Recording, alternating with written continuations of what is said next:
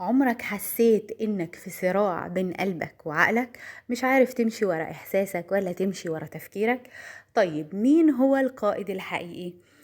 جوه كل واحد فينا 3 قوى أساسية: العقل اللي هو بيمثل الأفكار، والجسد اللي هو بيمثل المشاعر، والوعي.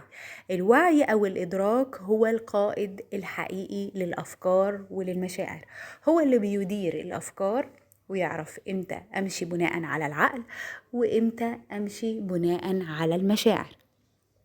طيب مثال، أنت في علاقة، جسمك بيرسلك دايما إشارات إنه هو مرهق، إنه هو تعبان، إنه هو منطفئ، إنه مش حاسس بأمان في العلاقة.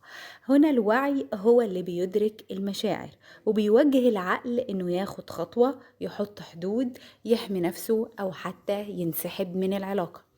طيب مثال كمان عشان نفهم أكتر، لو حاولت في موقف معين تحط حدود لشخص قدامك أو تاخد حقك أو تقول لأ لأي وضع مش مناسبك، ممكن يطلع لك إحساس بالذنب أو بالخوف. المشاعر دي عبارة عن مشاعر قديمة مخزنة في داخل جسدك أو في لاوعيك، بتقولك إنه ممنوع تحط حدود. هنا الوعي مش هيهاجم المشاعر دي، هو بيسمعها وبيفهمها وبيحتويها وبيختار القرار الصح من غير ما ينجر ورا الخوف أو الإحساس بالذنب.